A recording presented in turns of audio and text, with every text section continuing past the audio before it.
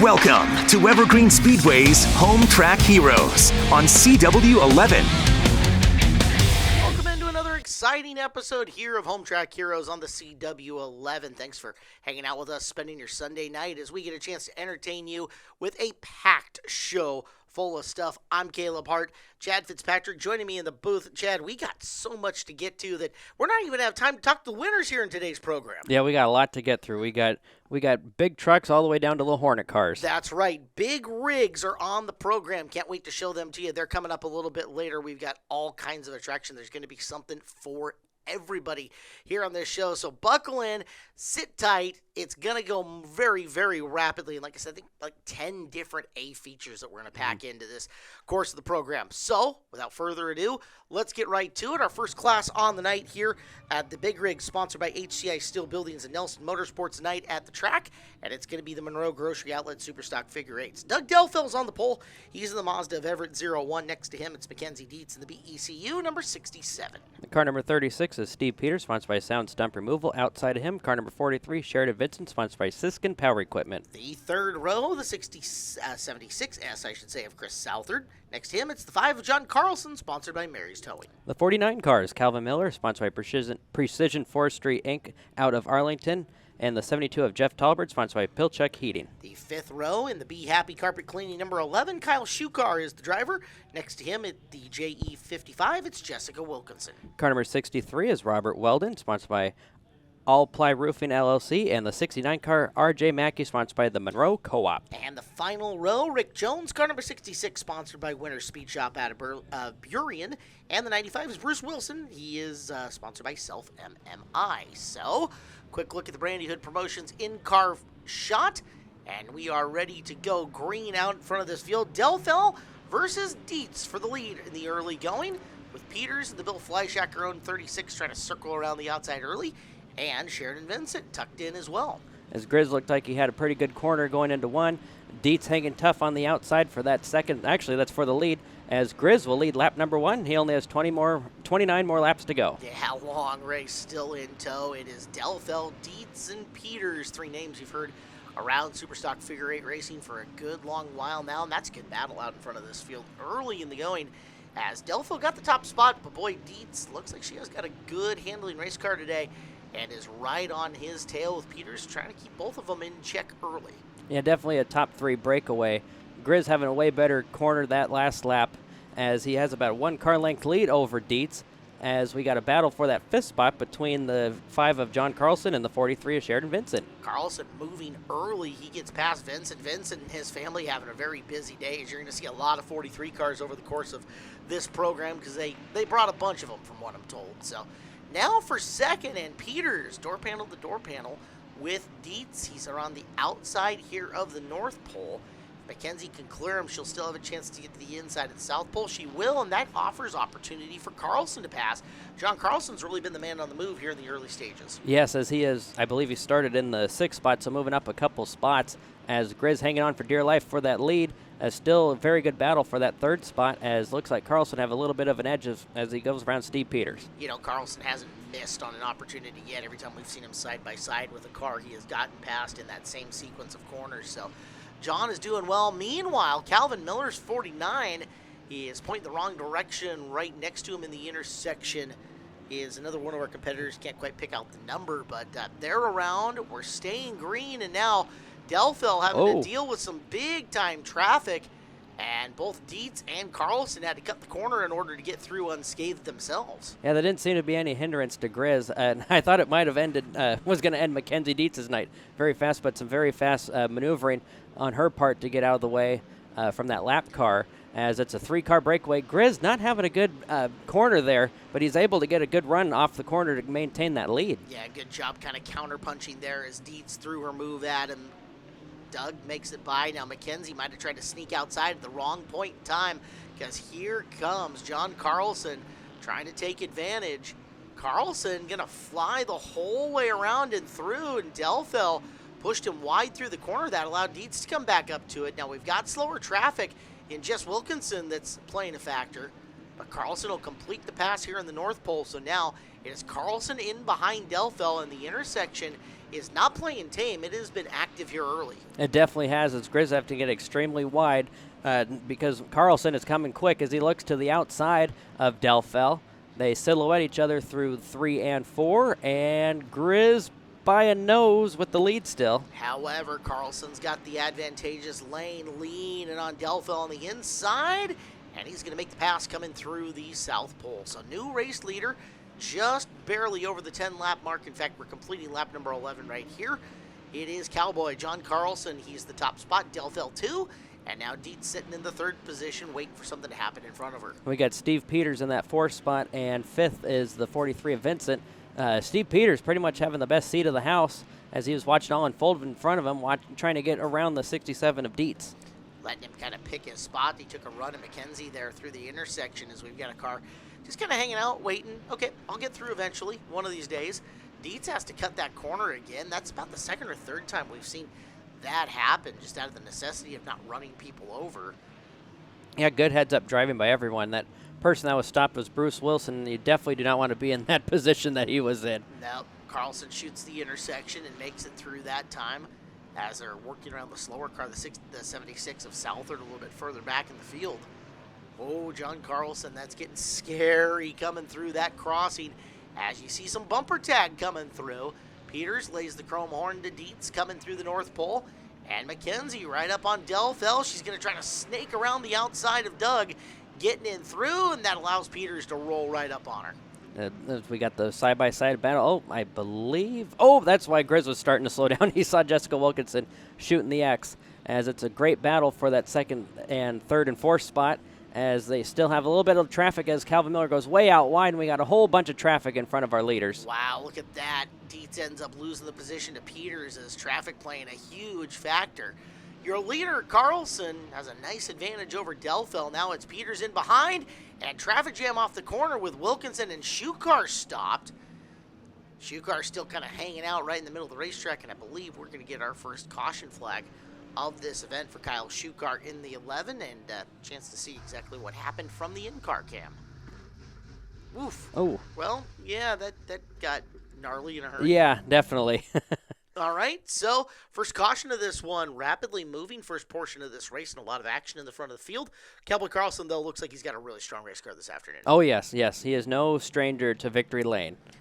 So it is Carlson. 2nd row is Peters in the 36, Delfell in the yellow machine outside of him. Jeff Talbert's worked his way up into contention here. He'll start next to Dietz in the doubled-up row behind him. And Calvin Miller in car number 49. Try to get back into this fray as well, as he was in the 6th, 7th-ish position on that restart. There's Miller in the 49 car trying to get back involved himself. It looks like Dietz was a contender. It looks like she may have an issue going way out wide. She was a contender for that 2nd spot. Now she's hanging on for dear life for that 5th position, as Grizz hanging on for dear life for the 3rd position, as Steve Peters has moved up a couple spots from that last restart. Yeah, the battle wagon rolling strong. It's into 2nd position and trying to keep Carlson within touch. However, John Carlson, especially with this intersection, completely devoid of traffic, at least for right now, just gets to put good laps together out in front of the field with no worries.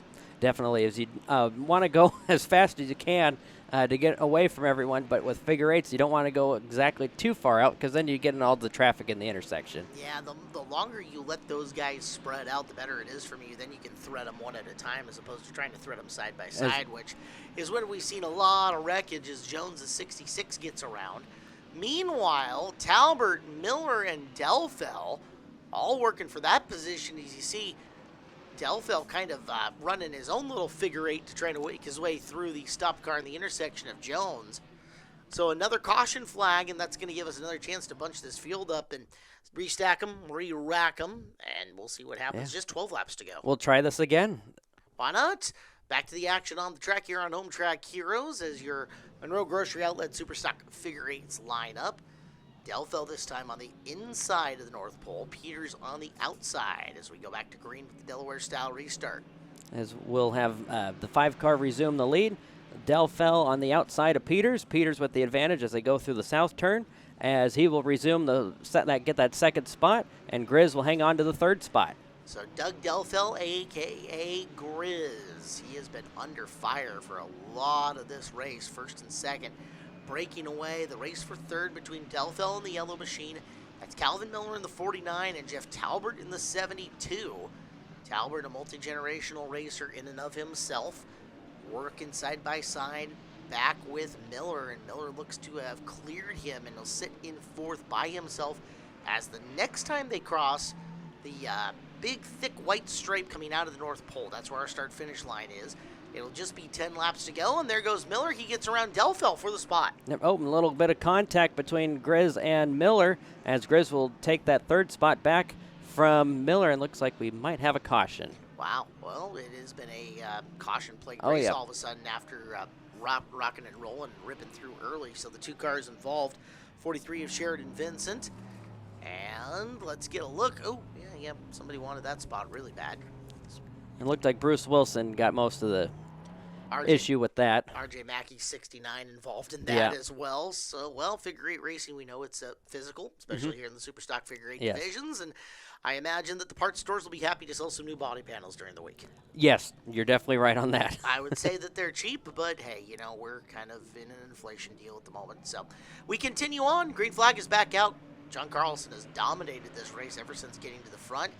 Delfell versus Peters and a couple of grizzled veterans coming through the corner. And again, Peters has got the advantage. Now Miller and Delfell back after it. And oh, whoops. Well, they're both, one's around and one helped a lot. The tire didn't help either there. No, definitely not. Are you going to hit the tire? You're going to hit the car. You're probably going to hit the car. Yeah. Those tires hurt. They do. Mm-hmm. I mean, the cars don't feel all that great either when you run into them. No. There's that solid thump, ooh, I hit something that you get no matter what it is. Yes, and it's always situational, too. Yes. So Carlson continuing the top spot. Peters to Shukar is now 3. Kyle Shukar in the third spot. It's actually been putting together some really good figure eight races here lately. And there's Mackenzie Dietz. Those two have been known to jab at each other on social media in good fun. So this could be an adventure between the two of them for that final spot. Shukar, that car is some kind of loose. Look out, Kyle Shukar. Nice save. That could have been way worse. And he keeps going. And nobody pummels him, and he only lost 5 spots. And no yellow either. And then he almost took out the leader in the intersection. So it looks like Grizz is sitting in the middle there, I think, serving a penalty. As the 5 of John Carlson still in the lead. That lead has definitely gotten a lot bigger now. However, that intersection is some kind of fun at the moment as he going through. There's been traffic for Carlson often here over the last 5 laps. Going to have to be careful because the way that these guys and girls are driving here today, there is not a clean path at any point in time. Especially right now as the field is definitely starting to spread out as Mackenzie Dietz trying to get around Mackey. I believe Mackey is a lap down, and she is trying to get, I think she's sitting in the 6th spot right now. Or I would say, the 3rd spot. Yeah, somewhere.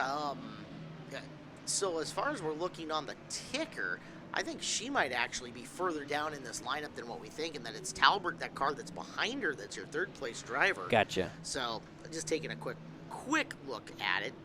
The Cowboy Carlson show out front has been all kinds of an adventure. Meanwhile, Kyle Shukar, I like it. That was a good save right there. Well, you know what the saying is, right, Chad? If you can't be fast, be spectacular. Yeah. And this has been spectacular in a whole bunch of different ways. And now, here comes Cowboy. Cowboy having to deal with Southard and Shukar one more time through the intersection. He's coming into a white flag. And at this point, John's just got to be going, okay, I'll take the wide route. No problem. Wide is good. Leave me alone. Okay, you made it. Yeah. As now he has clean traffic, no traffic in front of him, a clean track now. As it looks like he'll go through the intersection unscathed. Got there. All right. Add to the win. So John Carlson going to take the win in an entertaining Monroe Grocery Outlet Superstock Figure 8 main event. Steve Peters takes 2nd and give Jeff Talbert the 3rd spot. We go to break. More coming up on Home Track Heroes in the CW11. Well, after a wild Superstock Figure 8 main event, we move on. It is Tire Pro Street Stocks time here on Home Track Heroes on CW11. He's Chad Fitzpatrick. I'm Caleb Hart, and 30 times around on the 3/8 for one of our most popular divisions, Chad. And this will definitely probably be very wild, just like the first main event. Well, let's fingers crossed and see that we get one. Gene Watson and Jeff Watson. It's the Watson boys in the front row. Both cars, the 28 and 51, sponsored by SCE Snohomish County Trucking and Excavating. Car number 41, Mark Hubbard, sponsored by Truly Hard Seltzer. Outside of him, car number 44, Mike Marthaler, sponsored by Direct Carpet Cleaning and House Cleaning. Row number 3, Steve Potasic, the Lang Autosport 06, Jesse Jensen in the 3 car, sponsored by Tire Pros. The 03 of Blaine Fagerly, sponsored by Stingray Auto Repair out of Redmond. Outside of him, our friend from the north, Brent Rohrer, sponsored by Harding Motorsports. It's Mike Shimmick in the 7. He starts in the 9th position. Big Block Brewing is sponsor. Jim Fody starts 10th. Trademark RCS sponsors the 85. Car number 69 to Scott Lacrosse, sponsored by Ad Taxi. Outside of him, Chevy Vincent, sponsored by Siskin Power Equipment. Row behind them's Travis Blivens, the 27, sponsored by Premier Painting Company, LLC. And Kenny Erickson, the 22, sponsored by AFC Forestry. Car number 17 of Billy Decker, and the 57 of Aaron Poyer, sponsored by Ox Chassis. So 30 times around, we start in car with Jesse Jensen. Jensen going outside row number 3, actually has a sweep of the evening working. He was quick time, won his heat race. He is looking for the main event to make her a clean sweep if he can do it. The green flag is out. We are underway here in this feature. As they're side-by-side, the Watson brothers taking off turn number 2, 16 cars going into 3, as Jeff Watson will grab the lead going into turn number 3, as it looks like the outside row and inside row are even coming off of 4. Yeah, that was a nice start. You can see both lanes of racing are solid here in the opening lap. Jeff Watson, the 51, Gene Watson, the 28, Mark Hubbard, the 41 car, already up third. Battle fourth is on. Potasic on the inside in the 06, and boy, Jesse Jensen, that car looks smooth around the middle and the outside. He has got the nose on him. Give fourth Jesse Jensen as Hubbard starts circling the middle. Yeah, he's definitely trying to make that outside groove work for him. He generally lives up there to begin with, so. Yep. As it looks like the 3 of Jensen will get into that 4th spot. If he makes it tonight, if he can do this, this will be 3 in a row for him, so he's going for 3. That's a big one for him. If he can pull it off, like you said. Down on the bottom, Hubbard now has Jensen, and back into the 3 car stepping out on him a little as he pulled in behind Hubbard. It's definitely warm out there, and these tires are definitely, you don't want to get them too hot, and you don't want to keep getting loose because it'll make that right rear tire get really hot, and you'll just make the problem even worse. You wonder if this might actually be a situation where the tire isn't quite fired off and is a little cold so far, as I mean, we're only 4 laps into this. And you could be very right on that, too. These tires, you definitely want to get them warm as well. So, back end of Jensen, again, stepping out a little bit at the exit of the corner, but he was able to drive around Hubbard and into the spot. Now he is to the outside of the 28 of Gene Watson. Good race down the back straightaway, and the guy using the outside, Jesse Jensen, in the Will Cruisemore number 3 machine. Definitely making it work. He throws it into the corner a little bit harder than the 28 of Watson because he has that room to drift up, as it looks like they're going to catch up to the 51 of Watson. Oh. The other Watson, they make contact, and the other, Gene Watson, will grab the lead. It's brother-on-brother violence here on Home Track Heroes, and Jensen loses 2 spots as that goes down. So Gene Watson grabs the lead. Jeff Watson now having to fight off Hubbard, and Jensen having to really do quick maneuvering to get back to the inside of the 51 of Jeff. He'll retake third, but interesting sequence of events over just a couple of corners.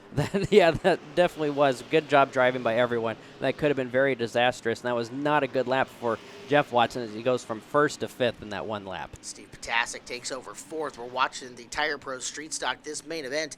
Here brought to you by Tire Pros, the official tire dealer of Evergreen Speedway. Tire Pros, your one-stop tire retailer, where honesty is the best policy. And they have a hassle-free guarantee. Tire Pros has all the national brands and offers a nationwide warranty on your tires. Go to TirePros.com. Holy 2x2. Deeper in this pack. What a race we got going on back there. And this is from 6th on back. So the other pack is coming off of 4 right now, and the rest of the pack is going into 3. So we got pretty much 2 races within one big race here. Somewhere to keep your eyes no matter where you're watching as your front 2 are distancing themselves from 3rd on back. It's Gene Watson in the 28, Mark Hubbard in the 41. And we are over a third of the way through this race with Watson leading Hubbard. Jensen is fading a little bit, although he made a really big run into turn 1 and made up some ground on Hubbard there. It looks like this is a good battle for that. I believe we're in the 8th or 9th position here between Aaron Poyer, Scott Lacrosse, who normally, we got the 43 Vincent doing a great save down the backstretch. as that was the 69 of Scott Lacrosse with the side-by-side with the 57 of Poyer, as Watson still on point with this main event. You were saying Lacrosse filling in for Austin Camp here, who Austin went quarter midget racing with kids. So hope you have fun. Sounds like fun. You're missing out on an awesome street stock race, Austin. No big deal. As Gene Watson looking for his first win in a street stock. This is only his first, probably his third or fourth race in this car, so he's doing a fantastic job. Hubbard still hanging tough in that second spot, and Jensen rounding out that top three. Potasic looking to gain some momentum and get on the back end of the three-car of Jensen. Potasic has made a nice run to close up on this field. Next time by is going to be halfway in. We'll have 15 laps down and 15 to go for Gene Watson, who took the lead over 5-6 laps ago or so. Mark Hubbard follows him. Jesse Jensen in third again has a clean sweep going. Can he pull it off? Has some work to do still. And Steve Potasic, the yellow on the left, orange on the right, 06 car. Fourth in your screen. He has been rapidly gaining on the Jensen 3.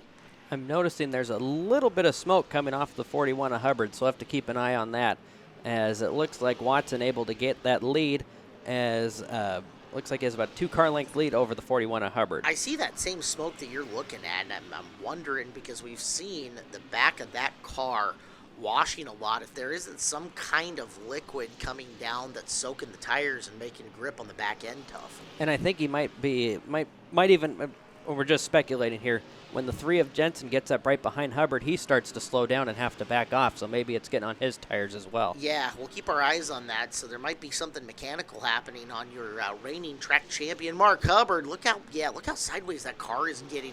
And there's that distinct run of smoke that you're talking about. Way evident from the turn 1 cam there on the Hubbard car. And it's getting worse as we go on. He's still hanging tough in that second spot. Gene Watson hanging on for dear life for the lead, as Hubbard will try to look to the outside and try to get it down low, and it looks like the car just died. You know what? It always runs best before it goes kerpop. Yes. And that may have just been what happened to Mark Hubbard. Now, here's the good news. This race is staying green for the moment, as Hubbard into the inside, and that's the best news for Gene Watson, who just got a ton of breathing room between himself. And Travis Blivens ruins it for him. Yeah, we ruined that. Well, I kind of put the commentator's curse on that guy. So let's take a look. Let's see what happens to Travis as he comes in through the corner and just kind of bumps the poor innocent Uke tire. Very light hit. So. Well, he'll hopefully get back fired up and going once again. Let's go back to the track. We have a little bit more for the Tire Pro Street Stock main event coming up, and 2x2 here on the restart with Gene Watson, and that's not the guy you want next to him on the outside. Most definitely, especially with only 11 laps to go, as it looks like we are about to go green, and green is out. So into turn number 1, this is where a lot of races are decided. Turn 1 of your restart. Watson did a good job. Boy, Jensen made a good corner himself. Jesse Jensen through the middle. Watson fighting hard on the low groove, trying to make him earn it. Out the long way around the racetrack. Potasic is third, but the battle we watch is for the lead, and Jensen off of turn number 2. It looks like he's got the momentum this time. Definitely has a great corner compared to Watson as they go into turn 3, as it looks like he was able to make up that ground, but gets loose, and he almost has the lead going into 1, as has about a quarter panel now. He'll have a really good run coming off of 2 right here since he went up the track, and give the lead to Jesse Jensen. Yeah, he hit his marks expertly there going through those corners, did everything he needed to do, and now down racetrack to close the door. Give the top spot to Jesse Jensen in search of the clean sweep. Watson 2, Potasic has held down the third position as the field is stringing out behind him actually all of a sudden. So this race, you're starting to see the cream rise to the top. As it looks like Potasic got a little loose coming off of turn number 2 there, and Watson, Jeff Watson that is starting to get a little bit of a run on Potasic, and his looks like the number 51 of Jeff Watson sitting in that 5th spot. You mentioned earlier with Gene, this is just a handful of races in that car. Do you know the car history on the machine he's driving? I'm not 100% sure on that car. I know a lot of history on a lot of cars, but not much for that car. So it's new to you. I stumped you for a change. That never happens. I know it raced out at Evergreen. I just don't know which car it was. Which one it was. Yeah. Watching racing further back in the field as Kenny Erickson's 22 was working his way up to the high groove. So it is Jensen, Watson, Potasic, and Watson 1 through 4 at the moment. 5 laps to go. Jesse is not pulling way away from Watson, although he's gaining just a little bit every lap. So if he makes a big mistake, Gene's going to be close enough to do something about it. Yeah, we'll watch and see what happens as they're about to come down to the line with 4 laps to go. Has about I would say, what do you say, about 6 car lengths over the 28 of Watson as they're 3 wide midway through the pack. Wow. As Erickson stuck on that outside groove. Here comes Lacrosse. Fody looks to be leading that pack coming out of 2. Marthaler is in the fifth position at the moment, 6th position at the moment, hanging out in and behind Fody in the 85 car, as both of them having good runs, good side-by-side action. There's Lacrosse inside. Blevins rebounded well after tagging the Uke tire, although he did not have a great corner entrance there. He's going to lose the spot. And back up front, it is the 3 of Jensen with just 2 laps to go over the 28 of Watson and the 06 of Steve Batasic.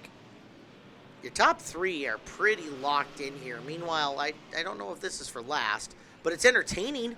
Has Blevins dirt tracking it into turn number 1. Oh, hang on. Oh, no. Smoke tires, not drugs, kids, as he spins out in turn number 2.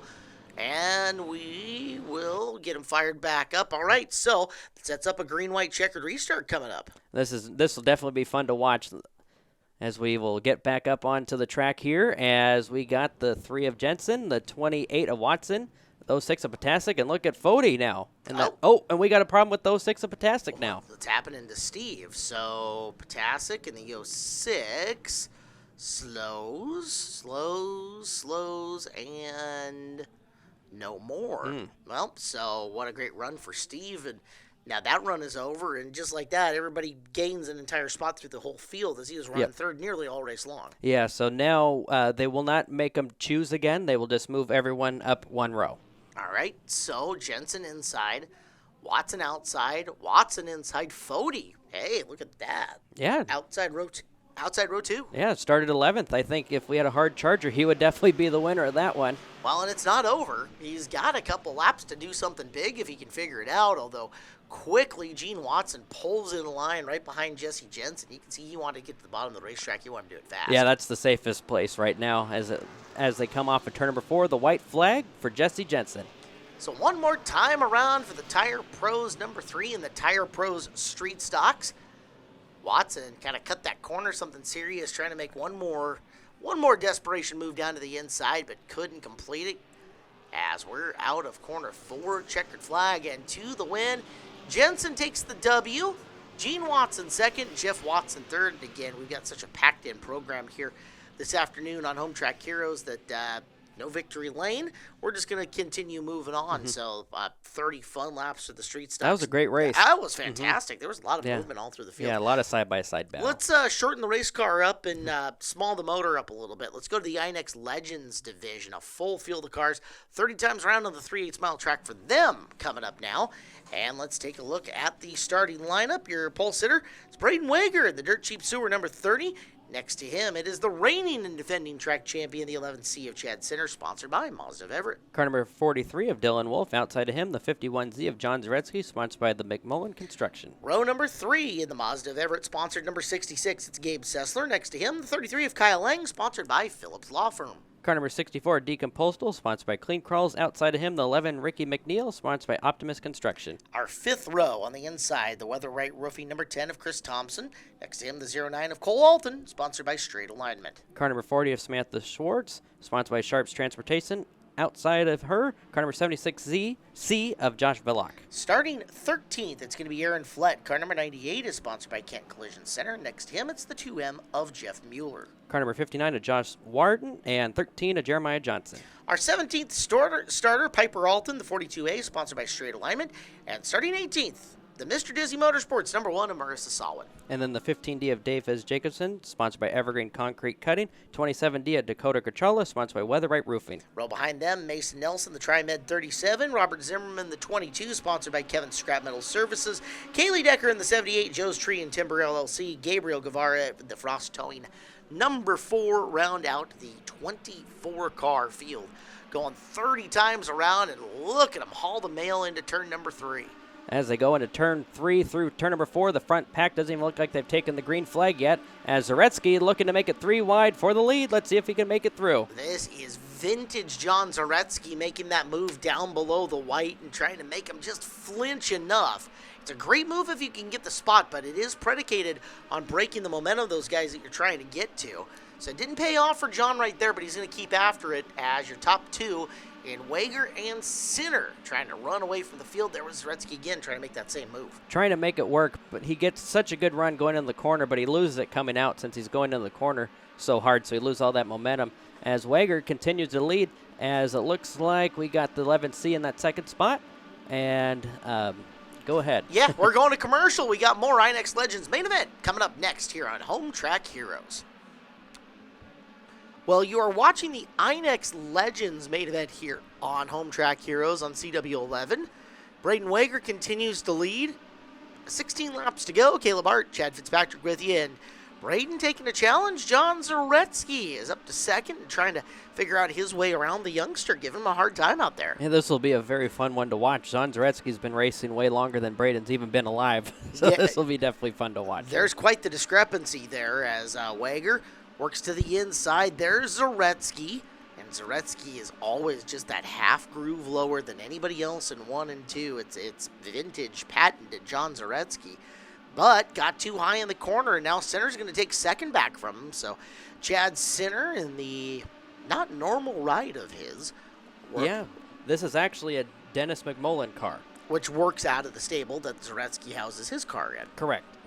So, down the back straightaway they go. Those cars battling. Meanwhile, right in behind them, there is just a pile of race cars trying to come through as we're over halfway home in this main. And this is nothing but good news for Wager. He just wants to keep seeing them race. Zaretsky retakes the spot from Sinner, and now Kyle Lang has worked his way up into fourth.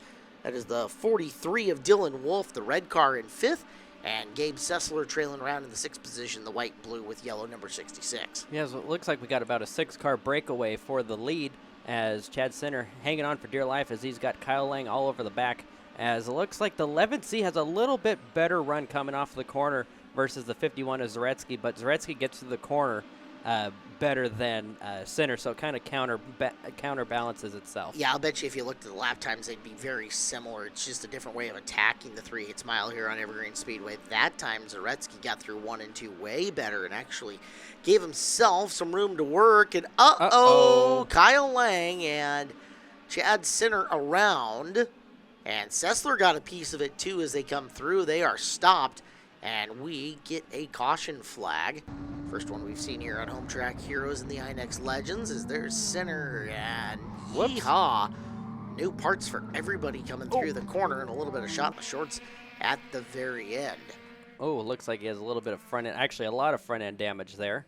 Yeah, so the Sinner car, that's not going to be repairable by any means. There's a weeble and a wobble to that. Look at the slow-mo as it comes down. That's Caught awesome. a little air right there. That was awesome. All right, so you had the driver in third, fourth, and sixth, all involved in that tangle up, and that's going to put some new faces up in the front of the field, and that's nothing but good news for Braden Wager. As it looks like that was Dylan Wolf that gained 3 spots alone from that incident, as Wager will be on point, and it looks like Zaretsky on the outside. And we will try this again off of turn number 4, and we are green. Crucial restart here in the INX Legends main event. Zaretsky, who's been on the bottom of 1 and 2 nearly the entire way, right in the middle of the racetrack, and Wager and Zaretsky, first and second on this field. Around they go. Well, Zaretsky goes around. Looks like the 33B is stuck over there as well. That's, or maybe, sorry, it was the 30B. That was Wager. So from the in-car cam, and you can get a look at it yourselves, is, Legend Chaos coming through the field. I have to applaud everyone. That could have been a lot worse. Looks like the 13 of Johnson gets up on top. I don't know who's in front of him, but he has a little bit of a right front issue. I'm looks like going to say new tie rod on the 13 car is going to be highly necessary. Yep, and looks like he might be done for the night. And there's another slow-mo shot here as the driver's doing a little agricultural racing on the back straightaway as it's massive Legend Chaos, to say the best. So just when we thought it was calm, cool, and collected and there was going to be no problems, oofta. We thought wrong. Happens. Sorry. Back to racing. Dylan Wolf has now got the lead. He's leading him down, and hey, it's the Legends race. We kind of would have bet on something that going right wire at some point in time. Wolf leading him down the front straight away, and we will work his way into turn number 1. And speaking of placing a bet, Angel of the Winds Casino Resort now has sports betting. You can pick a winner. Prove it at Angel of the Winds Casino Resort, the only home for sports betting north of Seattle. Exit 210 off I-5 in Arlington. The man on the move right now is John Zaretsky, as he has moved. He started the back. He has gained about 6 spots in that one straightaway. He is on the outside, and he is coming in quick. Very few people race harder than a motivated John Zaretsky. And he's got to be just a little irritated at this point. He might be. But he's definitely driving. He gained probably the last 2 laps about 10 to 15 spots. So he is definitely coming up quick. The big beneficiary of this whole deal is we got another yellow flag. Dylan Wolf was leading, Cole Alton second, and Rick McNeil third. And unfortunately for Dakota Grachala, we're going to see exactly why he ended up spun out in the middle of the corner and just went around. Yep, overcooked it and all done in the middle of the turn. Well, we'll go back to action here once again as 3 quick cautions in the INEX Legends significantly changes the makeup of this lineup. You look up front, Dylan Wolf, Cole Alton, Rick McNeil, and those drivers who had spun out in that exchange have already started picking their way back forward. Lang, Sessler, Zaretsky, all 3 of them making their way back in this field. And we attempt to go green, and that didn't last very long. Well, that's Cole Alton 09. And problems in River City for him. Replay from the inside, and all right. Hard to assign blame on that, but looks like that car almost stepped out of its lane a little bit. Yeah, and just unfortunate didn't have any time to react when you got the whole field behind you ready to go. That happens. A lot of drivers hard on the throttle, and, one little mistake gets magnified big time. So this is like our 17th attempt to start lap number 5 again, thereabout. Yeah. Ish. It's a good thing yellow flag laps don't count. Back to green we go. Rick McNeil is going to be sitting 5th right now. Yeah. It looks like Flett made that cone work to his advantage, and here comes Zaretsky on the outside trying to pass his teammate into the podium spot. Meanwhile, that's Kyle Lang in second. That is Kyle Lang. Look at that. Yeah, the 33 car is rebounding quite nicely. So he's running second to Dylan Wolf, your leader. And give third to Zaretsky as he works his way back up the field. Nice run by John. Flett 4. Is that Alton already back up to 5th and then Sessler 6th? Yeah, they're moving quite along. Yeah, this changes awfully quickly. Although, one caution lap and dialing up this lineup, dicing it up and double filing, it can do a lot of good for some of the drivers. Yeah, that cone definitely can help a lot, too. You saw it in the street stocks the last race, and it definitely helped in this instance as well. And when you're referencing the cone, it's something that we haven't really been able to show you a heck of a lot for time purposes here, but when they're lining up for the restart, they're putting a choose cone out in the middle of the front straightaway. We'll talk about that more here in just a couple of seconds because the 64 of Deacon Postle is around, and, well, that's going to require another restart coming up.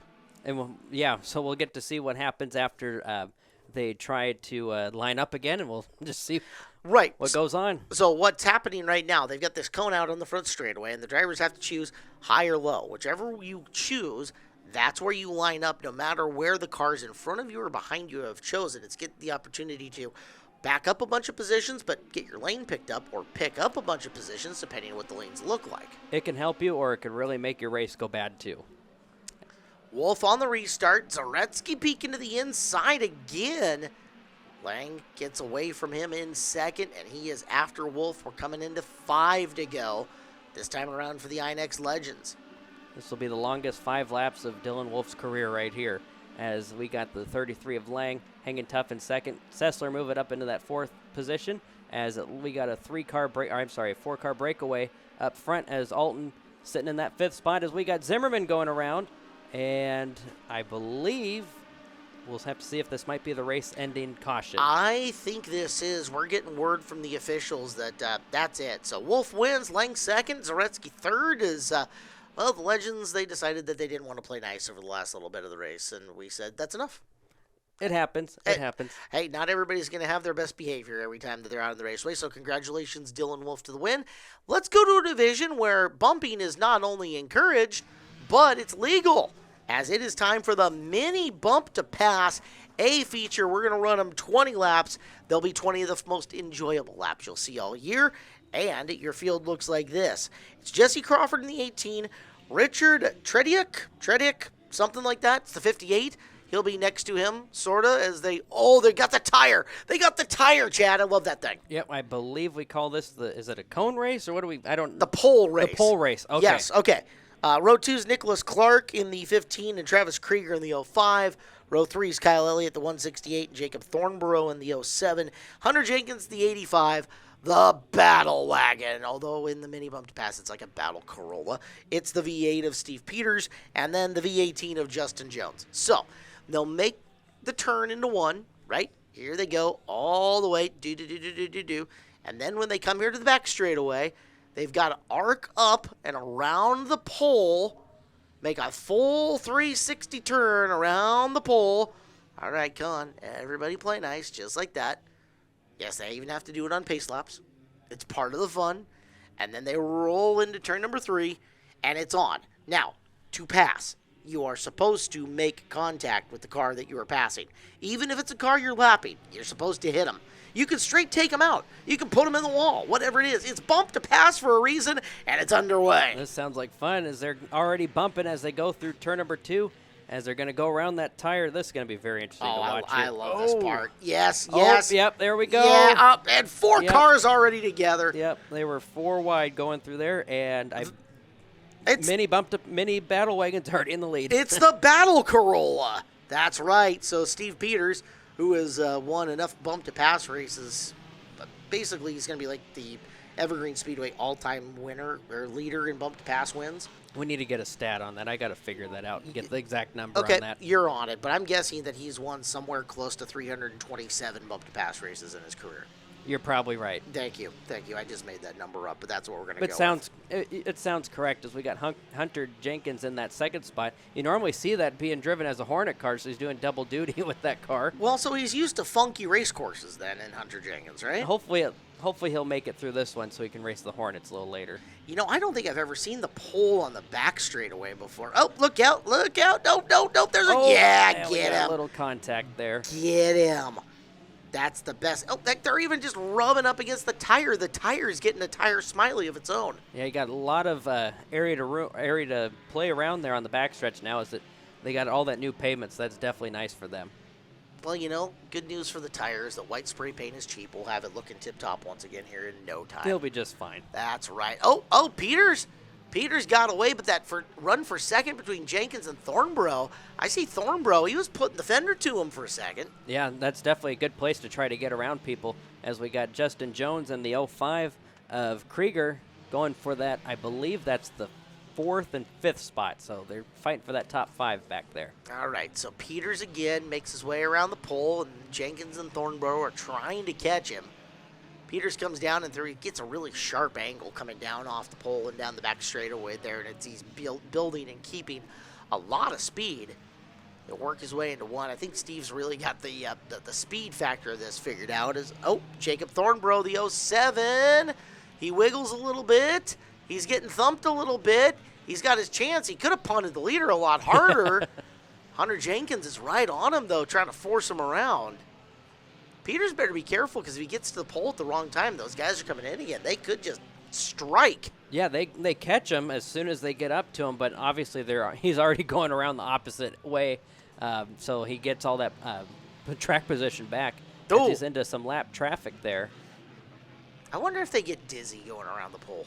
They gotta be. I don't. Right? It's a sharp little Maybe I corner. should do this, and I'll tell you. You ever play the game where you spun around the baseball bat as a kid and then had to go like run an obstacle course or whatever the heck it was? Yeah. Well, this is like the race car version of that. Yeah, they probably get undizzy as they come off into turn 1 of the 3/8 there. Now, see, I'm disappointed in Steve. He had the opportunity to hit both those guys and that guy, and he didn't. Come on, Steve. You're a future Hall of Famer for a reason. You cause chaos. Chaos. Looks like we got 8 laps down, 12 laps to go. If he doesn't, hit somebody soon, I'm rescinding my membership in the Steve Peters fan club. This is a thing that is happening. Well, we got a lot more race left, so he could do it. It's true. I mean, we're only just, almost halfway in.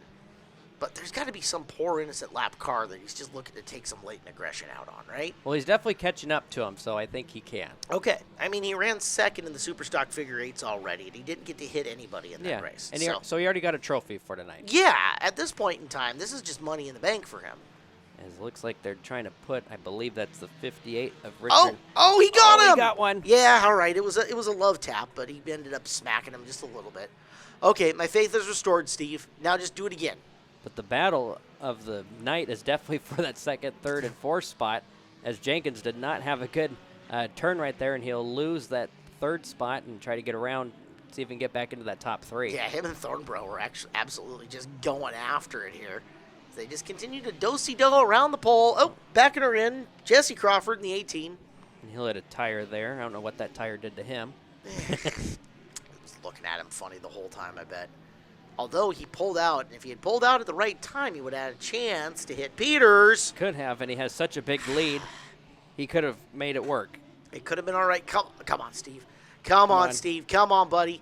Oh, we're smoking now. We got sparks. I think he has a flat tire. I think the left rear brake is seized up on the 85 of Jenkins. You don't need no stinking brake. You don't need no stinking tire. Come on. Jenkins coming in. Oh, yeah. Hunter Jenkins, Oh. third place. That's a massive undoing there. And he skips it. Oh, and Peters hits I believe that's the 58 car going into the backstretch there. So your race leader got some contact, baby. All right. And he's still running. He's also coming up. I think the V18's a team car, right? That is. Okay, yes. yeah. So the V18's a team car, and there ain't nothing more fun than punting your teammate for no reason. Exactly. Yeah. 7 to go. Let's see. That's one of those cars. I can't even really make out the number on some of them. It's so dark. Peters in the V8, and is that the 18? That's the 18. Okay, he's lapped. Crawford's lapped. So Thornborough's 07, which is like a hatchback-looking thing, it's a ways back. He's not really super close to Steve. Somebody's going to have to do something really vicious and really violent for the V8 to lose this race at this point. And we got 6 laps left. Anything can happen. As it looks like that guy was waiting for him. I thought that was going to happen right there. Was that Jenkins? It might have been. That was. All right, up and around. Oh, yeah, smack him. All right, it was a glancing blow. 'Tis a flesh wound. Down to 5 left. And, yep, the do-si-do in and around. Nice smoke show there from Nicholas Clark in the 15 putting her on. I think he went around that tire twice there. I had so much fun the first time, he wanted to do it again. Yeah, just want to get more practice going around it. Well, all right. That's fine by And me. Those were the team cars. Yep. Steve got by Jones. He didn't do too much damage to it, unfortunately. I believe Steve is now lapped up to 4th. So we got our top 3 is Peters, Thornborough, and now Jenkins has worked his way back up onto the podium position. Okay. Oh, that was so close. Although Jones got a little bit of it. That was okay. Oh, that was close there. Oh, come on, guys. Just one really good one. That's all I ask. It's minimal ask here on this. You can do it. 3 to go for Peters. Again with the second in the Superstock Figure 8s. And looking to pick up the win here, the mini bump to pass. To the back straightaway, Jenkins in the 85. Oh, come on. Oh, look at that. Nice little drag coming, some smoke. Jenkins kills the car, and he keeps it going. Now Peters has lapped up to 3rd. All right, so only Thornborough remains on the lead lap with 2 to go. Double popsicle sticks being bounced off the flag stand by JP. And I think catastrophe could still loom. Oh, he No, that was clear. picked the smart run around it. And you can see some of those guys are just looking for a chance. They see the legendary V8 and they think, this is it. This is my shot. They're trying. They get like a 5th mile and change left to do it. We got the white flag for Steve Peters, and you're thinking this is win 327? 328. 328 Yeah, now? This will make 328. Yeah, Okay. 327 coming in. This could be 328. He has a nice, easy-going pole in the back straightaway. And off the final corner, Peters dominates the A-main event for the mini bump to pass. Gives second to Thornborough, I think, eventually. And will give third to Jenkins. Back with more here on Home Track Heroes on the CW11. Well, if you enjoyed mini bump to pass in our last segment, you're going to love this because it's time for the V8 Extreme bump to pass here on Home Track Heroes. On the CW11, I am Caleb Hart, Chad Fitzpatrick. I love bump to pass. This is going to be great. This will be fun. Let's expand the cars and make a bigger field and tell everybody who's out there because there's some fun stuff going on. John Thornboro's in the 07. Kylie Timlick's the 159 next to him. That is your front row. And looks like we got the 67 of Jason Dale. Outside of him, the 102 of Travis Golden. Row number 3, Rick Yargis, the 17X, sponsored by Ed's Transmission in Marysville. And next to him, it's the 86 of Max Boyd. And the 63 of Tyler Grubb. Outside of Tyler, car number 59, Tony Timlick. Row behind them, 76 Brandon Dale, the 90 of Jeff Hutt. The 23 of Bryce Kohler, and the number 3 of Ralph Huther. And final row, it's Devin Bellis in the 711. And then the 70 got here so super late that we have absolutely no idea as to the identity of the driver in the car. It could be a variety of different people. It could be Iron Mike Tyson. It could be President Joe Biden. It could be anybody. It could be the Derek Hobbs. We don't know, but we're going to find out. Green is out. It is 20 times around the V8 Extreme bump to pass this time. Four and again, more cylinders. That's right. And like 17 more inches of wheelbase per car. And probably about 4 more feet of car. And too. about way more bad attitude. We got these land yachts going around the track here. Yes, and we're not making them run the pole this time. So it's just straight up, destruction. They got some good speed going down that backstretch as they go into turn 3. Bryce Kolar's car looks like a street stock. And it has street stock speed. You saw that, right? Oh, yeah. Okay. And it looks about 2 feet shorter than what it probably was supposed to look like. So it might have been in a crash at one point. Yeah. And we got the 86 of Max Boyd going around in his Monte Carlo. Come on, fire it back up. We stay green. All right, so that's... we got the 90 going around of Hutt. It's the Land Shark. Look at that. Jet Hutt, the Land Shark. Down the back straightaway he goes. All right, so Thornborough leads in the 07. Second time we've seen him, just bigger car this time. Swing and a miss. Man, he was coming in there with some bad intentions, was Max Boyd. He's already lapped. He was just looking to cause chaos. Thornborough looking to get hopefully another top 2 here. He just came back from the mini bump to pass, so he has had no time. He had to go into his other car and start driving. We got the 102 sitting in turn 4. Travis Golden's around already. Look out. Come on, Travis. That's a bad spot. Or it's a good spot. Come on, this is an opportunity for me to buy a Travis Golden t-shirt. And our leader. He didn't do anything. Did he get past, though? He did, I believe I so. think Jeff Hutt, the Land Shark, might have got by him. As we Thump. All right, where is that Land Shark? There he is. Yeah, Land Shark. Get him, Land Shark. Kolar in the 23. He's third. And a ways back. Oh, he's punishing the family wagon. As he goes around. Oh, and a hard hit. Oh, we got sparks flying. I don't know who exactly got into one another. That's brutal. I don't even know who the family wagon is, but that looked like it hurt. Yeah, looks like the family truckster from Vacation. Yeah, they're going to have to find something else. Their trade-in. Yeah, they're going to have to find something else to fetch the groceries in. That's a bad time. All right, well, we need to go caution to clear some of the carnage here in the V8 Extreme bump to pass, but it's been extreme so far. Definitely has. This is what I was hoping for the mini bump to pass cars. We just had to expand the race cars to do it. We just had to. That's all we had to do. All right, so we're going to get ready to go back to action. This segment brought to you by Bardol. Bardol Manufacturing, located in Seattle. World leader in automotive lubricants with oils, additives, lubricants for your car, truck, boat, or motorized toy, like maybe your extreme bump to pass car. Pick the brand. Racers around the world rely on Bardol, celebrating over 82 years in business and operating in 90 countries. Make Bardol your brand. They are still trying to decide where. I don't even know they probably don't even know what position they're in at this point. We've got one more station wagon out there, and I'm okay with that. Yes. One more family truckster there. I think that's Rick Yargis's 17X is the other one. Oh, around goes the 102 of Travis Golden. Oh, he's in prime. Somebody get up there and tag him. Yeah, he's not in a good spot. Somebody go tag him. Oh, look at Thornborough. Thornborough's following him into the grass to try to make that hit. Doing a little yard thatching for the racetrack. Oh, when I talk about doing a little agricultural racing, this is what I'm talking about. Kicking up the dirt. Now come onto the track and hit somebody. Well, they don't have to worry about mowing the lawn in that area. Oh, Thornborough got close. nailed. 76 of Brandon Dale. Perfect. This works out great for Going me. out. Oh, my, that was close. Oh, come on, Thornborough. Oh, come Kohler on. just barely makes through, and they keep on trucking. As it looks like we got the 7D, or I believe that was the Camaro going around of Tyler Grubb. We will stay green. How soon till Jeff Hutt gets the Landshark V8 Extreme Bumped Pass T-shirts going? Because I'm going to need one immediately. Maybe after this. If he wins this race, yeah, look at him. If Just he's going. pushing on him. Swims the car around. Heck, get it? Sure. Swim. Down the back straightaway he goes. We're coming into 7 laps to go. As we're going to look at Thornborough, and is that, I don't know. That is is Tyler Grubb. Oh! Oh, went into the tire. Nice strike, Tyler. So that's a car out of the Sheridan Vincent stable. Oh, and Landshark got a piece of Thornborough Uh-oh. coming around too. Bang. He keeps the lead, I believe.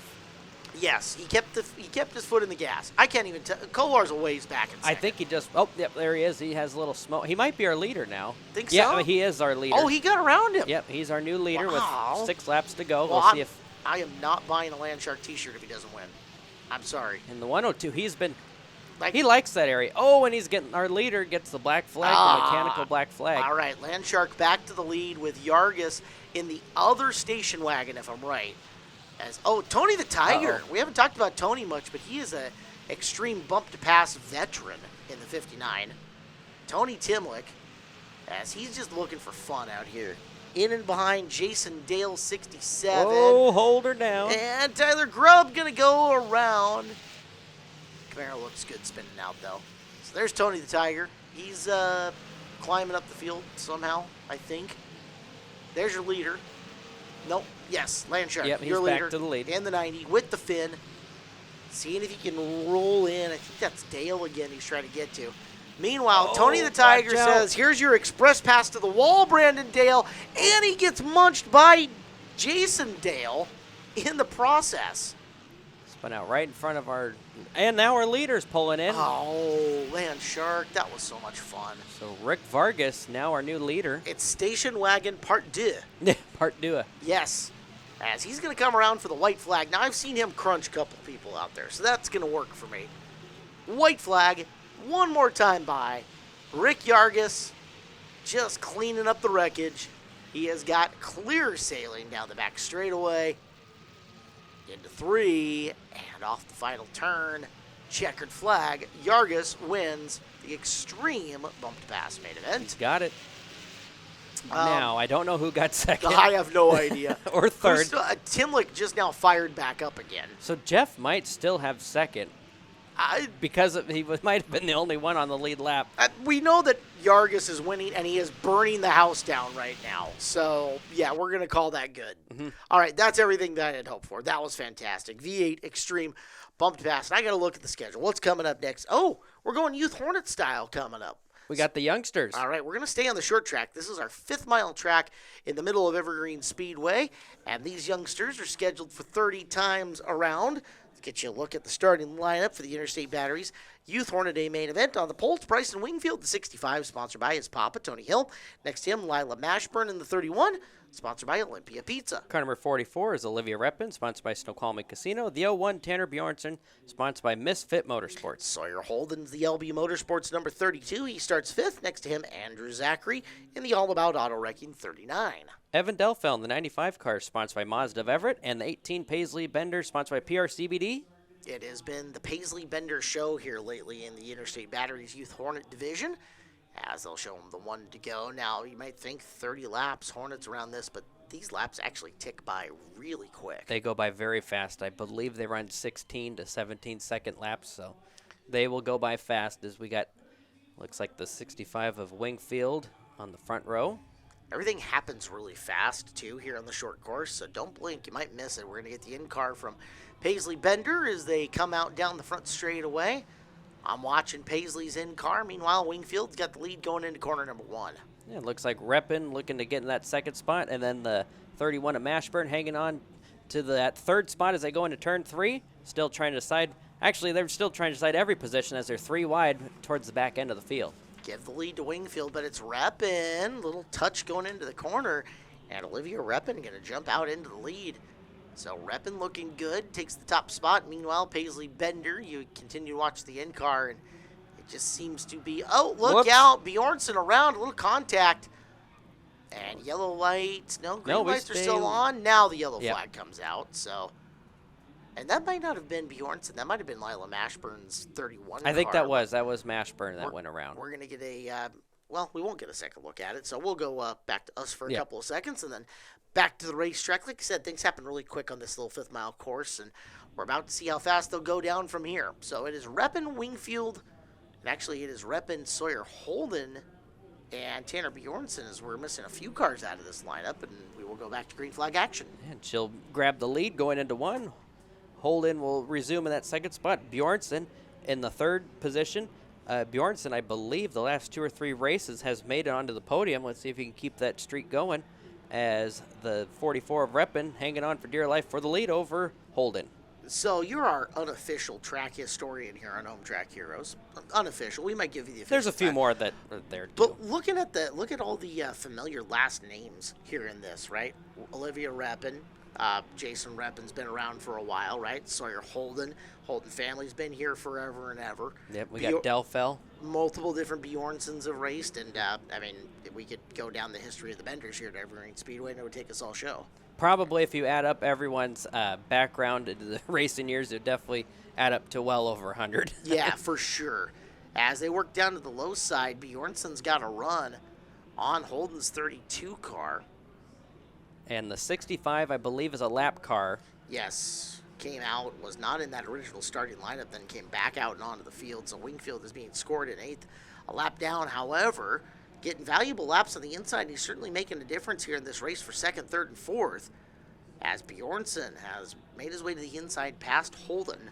And now it is Paisley Bender kind of tucked in, looking to work her way forward on the inside groove as well. And trying to make it around as the 65 car sits in that probably, I believe, that 8th spot now as Bjornsson looks to the inside of Wingfield. As while they're doing that, Olivia Reppin has gained to probably about a 10 car length lead over the rest of the field. So she's just thinking, have at it.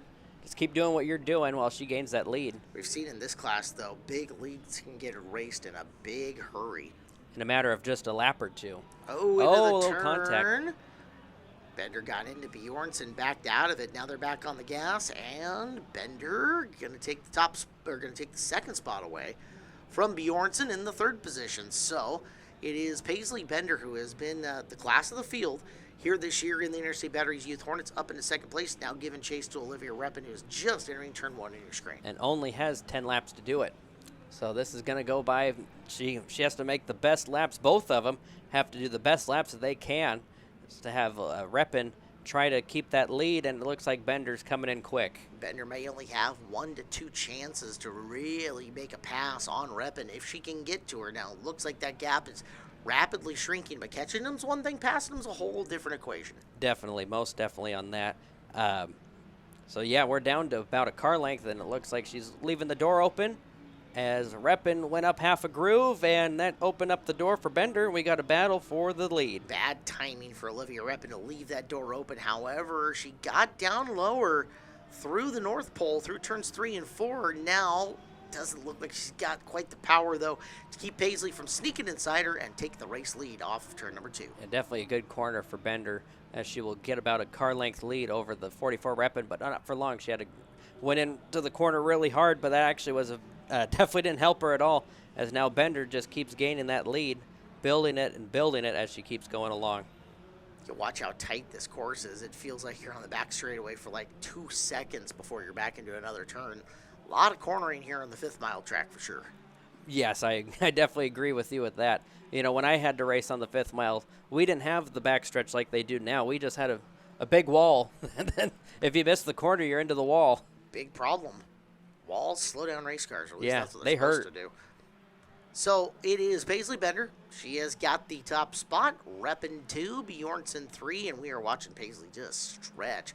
She is going to be ready to move out of this Youth Hornet class soon.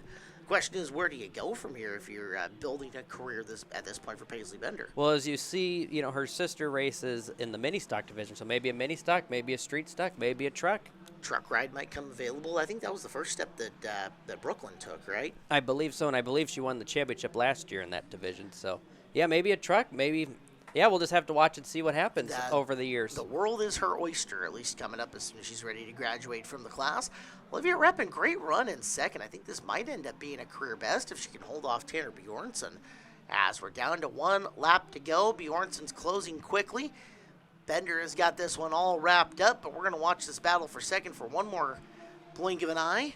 It's definitely Paisley Bender's race for this one as she goes into turn 3 for the final time, and she is your winner, Paisley Bender. All right, well done, Paisley. Again, no victory lane. We've got a tight show. We got more mains to pack in. Congratulations, Olivia Reppen takes her career best second. Tanner Bjornsson is going to get third in an entertaining Interstate Batteries Youth Hornets main event. Let's move on to the adult version of them. The Interstate Batteries Hornets are coming up. Always a packed class, 24 cars full on the field, 30 laps around. The fun of this, what course are we going to see today? Yeah, this will be fun. We'll find out right now. Still don't even know what class. It'll come up in just a second. Let's get a look at the lineup. Hunter Jenkins has got the pole. We saw him already in the program in the 85. He's sponsored by Elite Construction Contractors. Pat Folger in the Olympia Pizza number 30 starts next to him. And then we got the 43 of Damon Claiborne, sponsored by Abendroth Developing the Horse and Rider, and the 9 of Mike Daher. Row number 3, Kyle Shukar in the 39. Next to him, it's the reigning track champion, the 33 of Ryan Hausenfluck in the Cornerstone Homes sponsored car. The 17S is Gino Solomon. Outside of Gino, the 77 of Christian Miller, sponsored by Turbo Espresso. The 5th row, Annika Duncan, the 163, sponsored by Misfit Motorsports. Next to Annika, it is Bobby Fisher, car number 81, sponsored by North Sound Fence. Car number 16 of Peyton Hop, sponsored by Papa's Tavern. Outside, car number 88 of Garrett Kramer, sponsored by Northwest Security and Sound. 7th row on the inside, the Precision Forestry Inc. out of Arlington, Washington, number 49, Calvin Miller. Next to him, Stephen Dodson in the 25. Low 25 of Tret Gillespie, sponsored by Burger Madness. And outside, G2 of Brad Gruel, sponsored by Granite Falls Community Chiropractic. Then row number 9, Dan Miller in the Exterior Wall Systems Inc. number 00. The 07, Zach Bristol, sponsored by Gourmet Latte. The 28 of Ethan Payne. And outside of Ethan, car number 15 of Matt Snyder, sponsored by Hair Inc. Final car on the lineup, the 06 of Chuck Fisher, sponsored by DCL Construction 30 times around. And we are on Das Boot. Going the regular way. The regular boot. As we got Hunter Jenkins grabbing the lead, having that whole pack follow him as they go down the backstretch of the 5th mile. They're going to go into the right-hander through the access road as we got a battle for that second spot between the 9 of Mike Daher, a familiar car to him, and the 30 of Brad Gruel, or Pat Folger. Yep, Folger has got the advantage. He's on the inside of the 3rd and 4th corners. They'll come out, and he looks to hold on to the second spot. But right now, Hunter Jenkins has got the early race lead. Now, these fields see gigantic inverts on the regular basis, so it's fast guys at the back trying to work forward. Meanwhile, Peyton Hop, the Papa's Tavern 16, goes spinning out. Yeah, almost kissed that tire, so that was definitely a good save by him. He's going to have some work to do to catch back up. You're watching Gino Solomon, 17 on the inside of Bobby Fisher. That's for about position 8 on the lineup. Folger all over the back of Jenkins for your race lead and using the front bumper to the rear bumper. As Jenkins is able to maintain that lead as they go once again through the right-hander, as he will still maintain that. And here comes Ryan Hussenfluck into the top 4. Ryan, who his championship was won with a ton of consistency last night. Seems like every night last year he was up in the top 5, top 3. Somehow, some way by the end of the race, the 33 got there. Right now, running 4th. He's got an early shot at getting into that podium position, but nobody getting around Hunter Jenkins yet. Not yet. We'll see if he can maintain it. He has 27 more laps to maintain that lead, and they're not really catching him anymore. They were at the beginning, as he has about a 2-car length lead over the 30 of Pat Folger. As Mike Daher in the 9 car, I used to race with him back in my Hornet days. He's been out here for many, many years. So he's a grizzled veteran of the division. He definitely is, yes. He was out here when they had to be yellow and black cars. Oh, goodness. Did they still have the radios in them and had to have working taillights? Oh, yes. Oh, that was your thing? Not the radios, but the working taillights. Oh, gotcha. Yeah. All right. If you had the radio going, what would you have been listening to? That's the next question. Oh, and if it's not 50 Cent, I'm not here for it. It would probably have had to be hard rock at that point. But Mike Daher will grab the lead from Hunter Jenkins with a little bit of contact. And here comes the 33, last year's defending champion. Oh, my. Wow. Well, okay. Revenge is a dish best served cold. I think you might have just seen that between Yeah. Jenkins and Daher, as we're going to get a yellow flag out on this raceway. And let's take a look and see it from, well, somebody else's perspective. Thump. Oops. You know, I don't know how malicious that might have ended up being. You looked at the angle that Daher kind of came in on that corner, and I don't know that Jenkins had a whole lot of time to get woed up and not hit him. Yeah, and he raced the car earlier in the bump to pass, and he had some brake issues. Maybe it was related to that as well. You never know. So that's going to change up the front of the field, and that's going to put Ryan Hausenfluck up in the up front with Christian Miller right next to him. So that was your first and second in points last year, and they're already 1 and 2 here in this main event, just 6 laps into it. Behind them, Bobby Fischer in the 81 as we go to green flag. They all go scrambling towards turn number 1. Hausenfluck will grab the lead, and we got Bobby Fischer looking to grab that second spot over Christian Miller as they go through the right-hander. Can't quite make it happen. They go back on to the 3/8. And a lot of people don't realize when they're going through this corner, especially right through here, through 3 and 4, they are going and they're shifting, and we will be back after these messages. That's right. It is a break. More Home Track Heroes next. You're tuned in to Home Track Heroes on the CW11, and we have got a battle here in this main event. It's the Interstate Batteries Hornets A main event. We're 12 laps in with 18 to go. Big old smoke through the boot section here of our course. I'm Caleb Hart. Joining me on commentary is Chad Fitzpatrick. And the guy that's been on the move from deep in this field is Zach Bristol in the 07. Bristol is absolutely hauling here. He is definitely having a great night so far, I believe. Fast time qualifier, and he won his heat race, so he had to start way back in the field, and he is in that third position in that podium spot trying to get around Christian Miller. He is a motivated driver, and we know Zach, a talented guy. He's got feature wins, but to your recollection, no sweeps for Bristol, and that's kind of what's on the line for him here. Yeah, he's passing for second. He just needs a couple more spots, and if he can make it happen, we'll watch and see what happens in a short 16 laps. Well, he's got some time. It's not like Hausenfluck is way out in front of your second place car, Miller, and this is only halfway coming in this time around. So Bristol is working hard over Miller. Miller is showing smoke on the race car, and Bristol doing everything he can to try to get by him. He peeks to the outside, coming in to the first corner here on the 5th mile, then back through the access road. This is the boot portion of our course. A quick left onto the 3/8 and into turn number 3, and then off at the 4th corner of the 3/8 mile. So that's the course that they're running here on the boot. And you can see it. Both guys have a fast car, but it just almost looks like Bristol's got a little more car speed. He just needs the lane. Yeah, after observing him the last couple laps, they're dead even going through this part and going through the boot. Bristol has a little bit more speed going through 3 and 4 of the 3/8 and down into the turn 1, as it looks like he might make this pass happen in his Greg Bennett lookalike Hornet car. As they go down the front stretch, just give the nose to Christian Miller, and he will grab the second spot, Zach Bristol that is, and they're trying to decide who's going to run in that 4th, 5th, and 6th spot. Last week's winner, Trent Gillespie, sitting in the 6th position. So the 49 of Calvin Miller trying to make the pass on Bobby Fischer, and he will get him as they arc on to turn number 3, bringing Gillespie on with him. So your top 5 changes up a little bit with Miller and Gillespie moving through. Miller been a busy guy here on Home Track Heroes. He's been in a couple of different divisions as well, and Gillespie now trying to take 4th away from the young driver. As it looks like he just can't quite make it happen, as we see in our screen up front, Bristol starting to close in on our leader. We'll see if he can make it work. We got Ethan Payne to get around our lap car, as can't quite make the pass happen. That's actually going to help Hausenfluck a little bit, as Christian Miller that is, able to get back to the back end of Bristol, as we got Bristol just can't quite make it around Ethan Payne. If he can find the spot and get by him, he can try to run down Ryan, but first you got to get past the slower traffic. Looks like he'll do it right there as your leader crosses, and the ticker will show you. We've just got 11 laps to go to make it 10 laps to go on this. Your race leader, Ryan Hausenfluck in the 33, Zach Bristol the 07, and the 77 of Christian Miller are your top 3 at the moment. The segment's brought to you by Busch Beer. Busch Beer, the official beer of NASCAR and Evergreen Speedway. Busch Beer, the sound of refreshment, crisp and cold as a mountain stream. Keep your fridge happy by stocking it with Busch and Busch Light.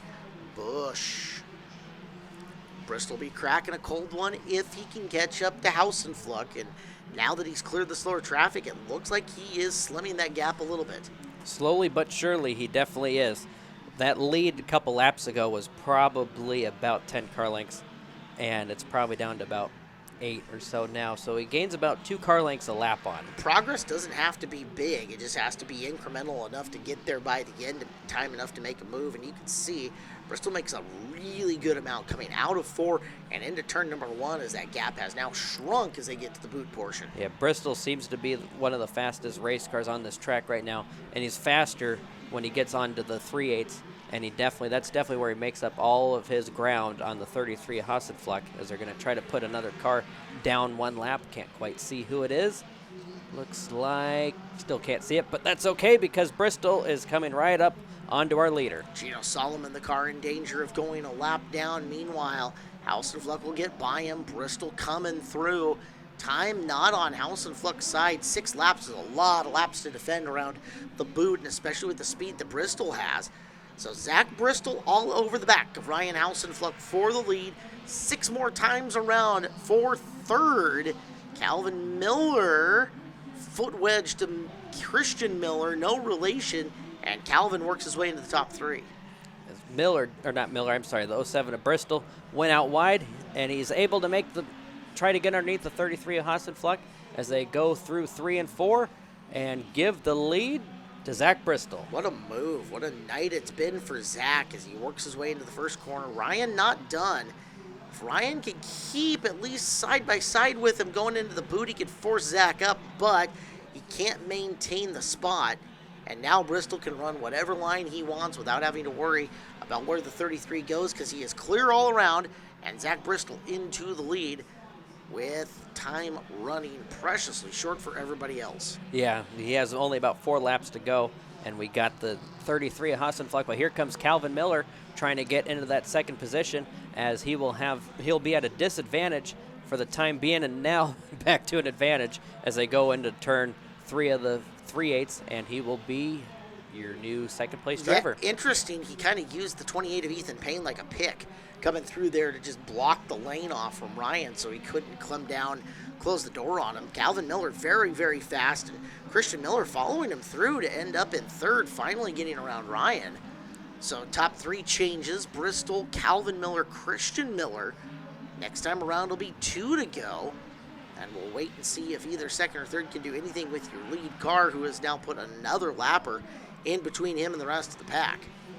With 2 laps to go, Bristol down or up to about an 8th car length lead over the 49 of Miller. They're going to put down the 25 car, Stephen Dodson, Calvin Miller will attempt to put Stephen Dodson down a lap as the white flag will fly this time by for Zach Bristol, as Christian Miller trying to do everything in his power to get around the 49 of Calvin Miller. Calvin really set up the pass well on that, just couldn't execute it and get all the way through, although it looks like you'll get him coming into turn number 1. And that's exactly the pad that Zach Bristol needed, as he's just got to take care real nice, keep your speed up, but don't take any risks as he goes into the boot. He'll work his way into 3, and this should be clear sailing coming through corner number 4. Congratulations, race winner and his first career clean sweep, Zach Bristol in the 07. Second, Calvin Miller. Third to Christian Miller, no relation. Definitely a fun race to watch. So, yeah, congratulations to Zach Bristol for his first clean sweep. Definitely not his first main event win, though. So, when I saw that the North American Big Rigs were on the schedule, my mind went, big rigs racing? This isn't going to be like some performance artistry racing kind of thing. And it's not, because these guys are about to haul the mail and really compete here around Evergreen Speedway. This will be very fun to watch. So, we've got 6 big rigs on the track. They're going to go around the 3/8 mile. Here are your drivers. On the pole, it's Gino Howe. He is in the 70. Next to him, the 91 of Brady Ripplinger. And the 71 of Ron Singer, and the 26 of Jagger Berdahl. Third row, it's the Creeds. Glenn Creed in the 59 and Ashley Creed the 15. So, 6 trucks.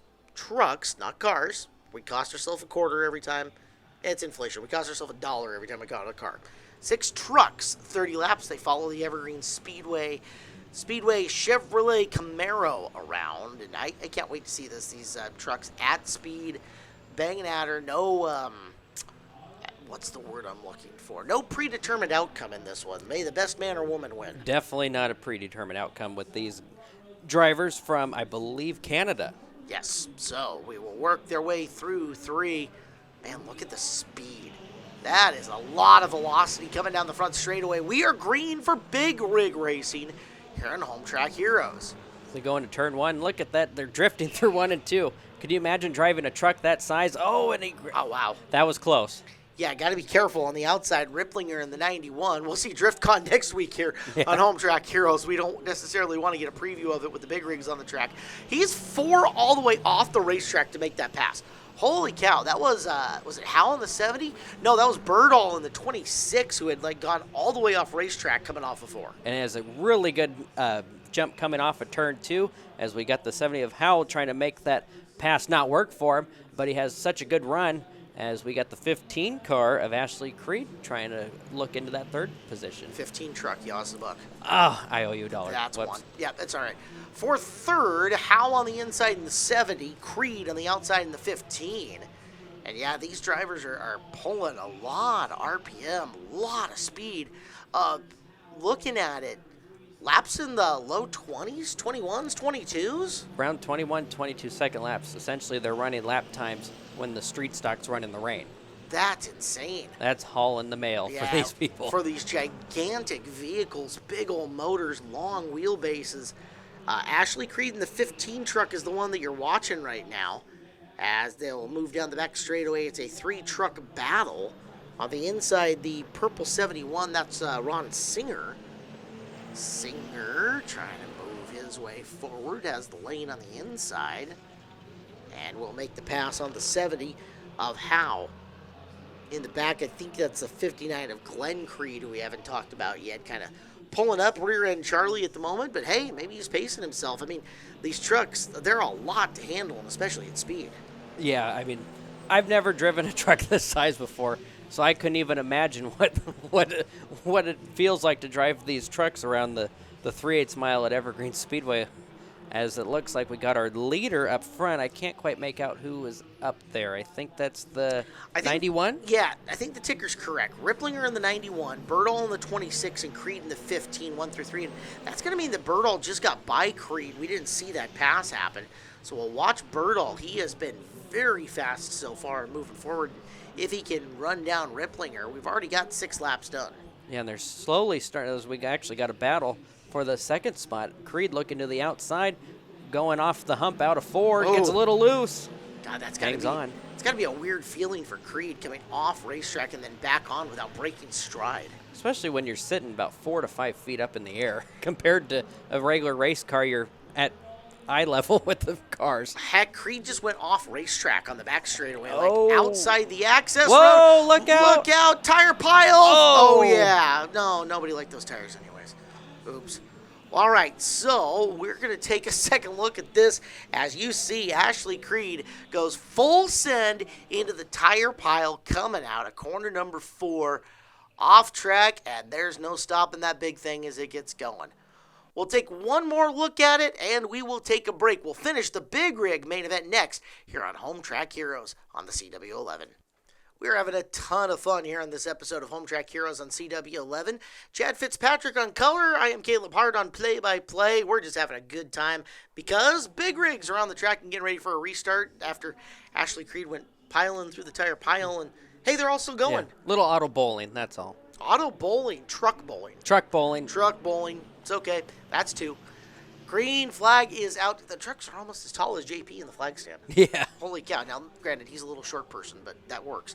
We are back and underway. Your race leader, Brady Ripplinger, is in the white truck. Jager Birdall, the 26, is in the truck that's been rolling around the outside, and he has had a lot of speed in this one. We got 22 laps left to decide this, and Birdall is almost ahead going down the front straightaway. It's almost too close to call. That was definitely close as we see a battle for the lead shaping up here as we got Ripplinger grabbing the lead. The 59 truck, I almost said car again. Glenn Creed having not a good corner there as they went through 1 and 2. Side-by-side battle between Ron Singer and the 26 of Birdall. See, I'm cheap. The thought of losing a buck hurts me, so I keep calling it a truck, and that works out perfect.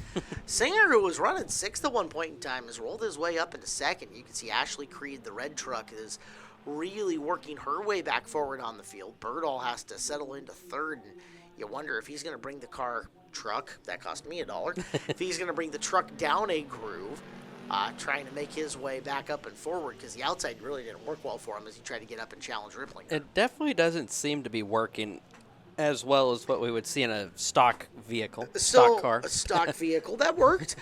You think about it, these trucks are really not going to have cockpit adjustment of any kind, right? I guess the biggest thing that you could do to make the truck handle different would be grabbing for a different gear, because they've got a bunch of options as far as the gearing goes.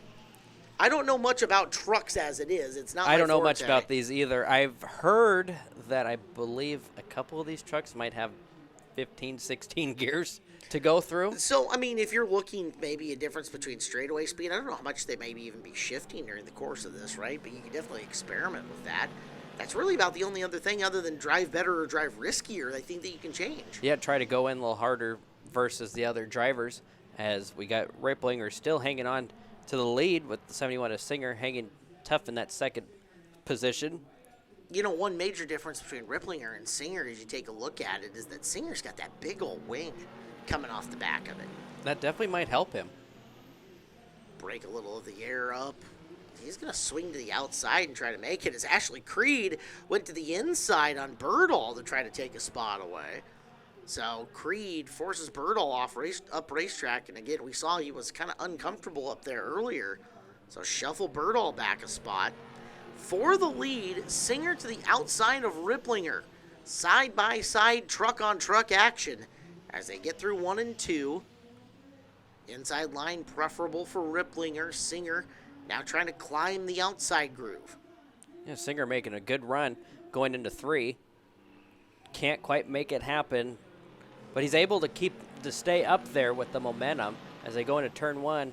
Riplinger's still hanging on for dear life for that lead. Well, here comes Creed. It's going to be a 3-truck tango out here in the front of the field. This will definitely be fun to watch, see how Creed is. She's definitely faster than the 2 in front of her, so see how she's going to work her way around these 2 trucks, as you definitely cannot make it 3 wide here with these trucks. No. Well, I mean, you could. I'm just saying you could try it. That's a recipe for complete disaster. Singer's got himself a really smooth line through 1 and 2. Let's watch him on the back straightaway. He noses ahead of Riplinger. This might be a matter of time if he can continue making good laps. Riplinger fighting back hard on the low side. That's going to break her loose.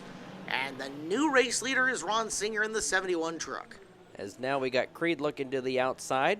See if she can go up a little bit higher this next time by. Gets a really good run off of 2. We'll see if she can hang on to the track this time as she goes into turn 3. Yeah, getting up into the green grass is a bad idea for Ashley Creed. But a smooth line up and around. And Creed's got second. So Singer and Creed are 1-2, with both of them showing the ability to run either groove. Question is, how does this play out over the final 12 laps? I don't think Birdall's done in this either. Birdall is running his way for third, and, you know, I don't know if he's just biding his time, but the 59 of Glenn Creed is now finally racing. Yeah, now we got the top 5 cars all together as we got a battle for the lead. Here comes Creed looking to the inside of the 71 Ron Singer, and she will grab the top spot. Well done, Ashley Creed. So Creed went all the way to the back of the field when she piled through the tires, and now the 15 truck is your top runner. Singer all over her, trying to make sure that she keeps it, stays nice and even, and has to earn this guy. Birdall to the inside on Riplinger, forces Riplinger up racetrack. We might have a transfer of third position. I think you are definitely right on that one. Let's see if we can get Riplinger to get a good run through 3 and 4 versus the 26 of Birdall. Dead even coming off of 4. Inches separating them. Wow, just leaning on each other down the front straightaway. And truthfully, out in front, Creed's not out of danger. Singer was right up on her out of the 4th corner last time. Yeah, so I'm starting to notice turn 4 is not her best corner. Everywhere else on the track is, because they just caught up to her again. So we'll watch and see what happens. Maybe it's just the way the truck's set up that doesn't like the turn 4 area there. Again, not knowing a ton about trucks, but I can't imagine that you've got an abundance that you can do with setup, and especially now that the truck is on the track. Just a little contact there going into 3. Do full contact truck racing. Singer had half a lane underneath Creed. He's going to swing wide down the front straightaway. He'll take a sharper angle into the corner. I wonder if he's trying to diamond this turn and come off underneath her. I believe he definitely was trying to and just could not get the run coming off of turn 2. The 15 car or truck, I did it again. Another $1. There's 4. Yeah, $4. Ashley Creed had a way better run coming off of turn 2 versus the gentleman in the second place. So, Singer in the 71 truck is the one who we continue to watch, and he's really altering his lines up, looking for opportunity to get around Creed. Again, Creed, not the best off of the 4th turn. Singer trying to set that corner up to be his passing corner. Meanwhile, Jager Birdall, knock, enters the chat. He's in 3rd and is closing on your top 2. Yeah, as those two are battling for the lead up front, it's actually slowing them down as Creed able to get a good run off of turn 2 that time. Gets about a 2 truck length lead. I finally got it. You got it. Good job. So 4 laps left. Singer backed off it that time around. It's either he backed off it or Creed actually kind of found the way through. And we got a door open on Creed as they go into turn 1. Huh. Passenger door open. Well, that's substandard. Definitely going to be no issue for her. I mean, hey, it's just a door, right? Yeah. We got 3rd, 4th, and 5th, a great battle behind them. Birdall, Ripplinger, and Glenn Creed, those 3. That door continues to stay open. Battle for the lead shaping up between the 15 of Creed and the 71 of Singer. Yeah, Singer had the front tires to the rear tires for a second coming out of the second corner.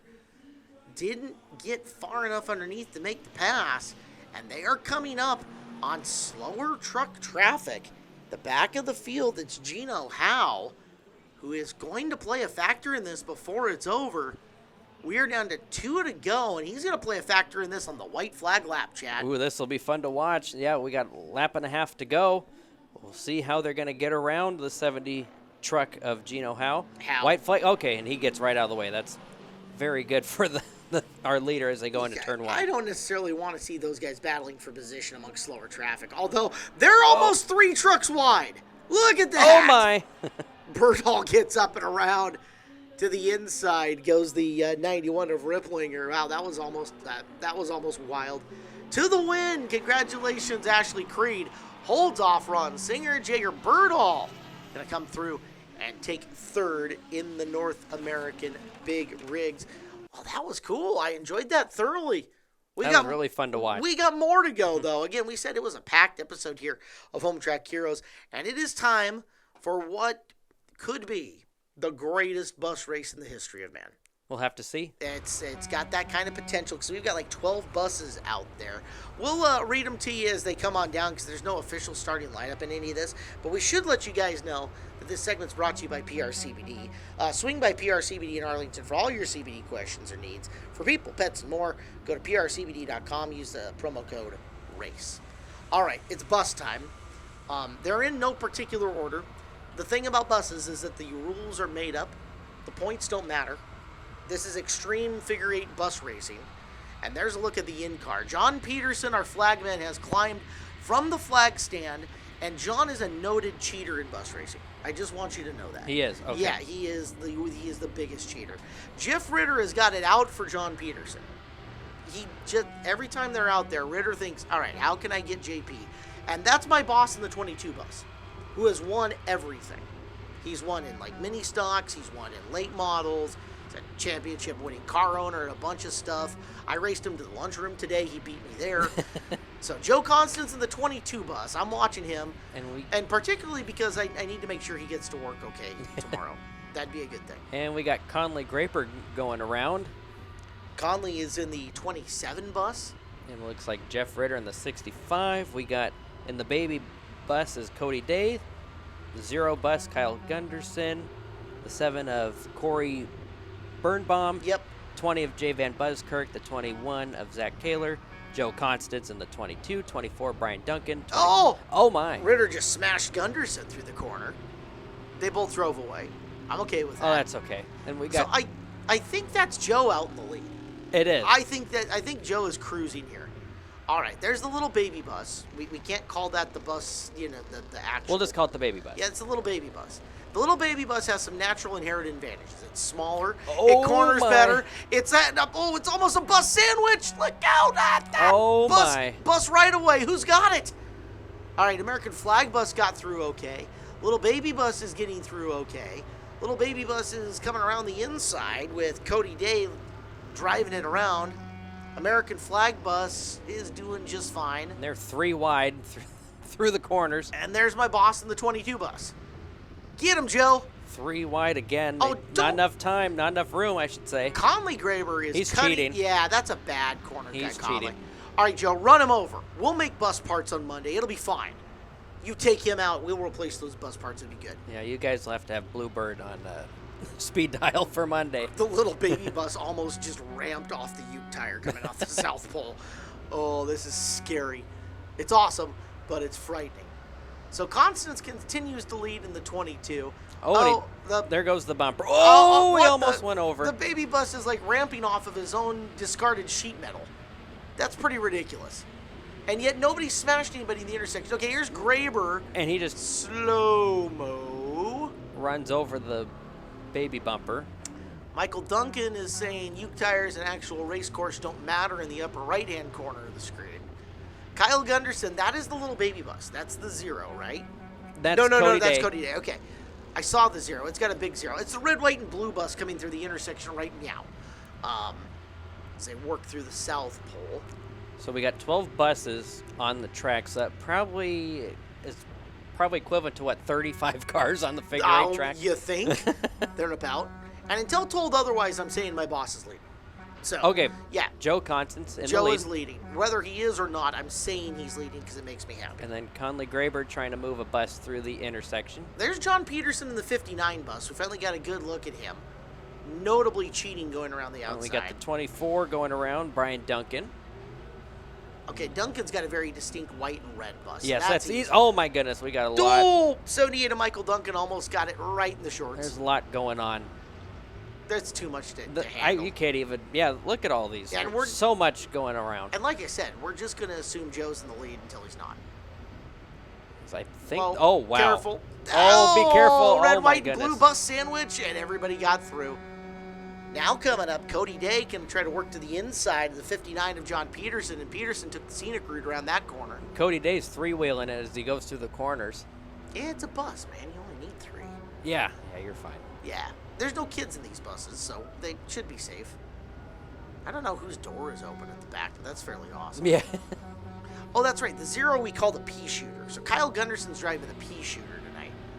What in the world 4 is... wide. That is some insane bus action. And it might... I don't know. Well, around goes the 24 of Brian Duncan. And into the middle. As we're watching Peterson Oh, in the my. 59. Oh, thump him! Oh, he had such a chance to thump him. Day weaving in and out of traffic. He looks like that crazy lady on I-5 driving through who's late for her appointment at the nail salon. Yeah. Looks like Boeing just when the shift is over. Been there, done that. Graber is getting stuck up. Meanwhile, the small, more navigable bus, the little baby bus, got through.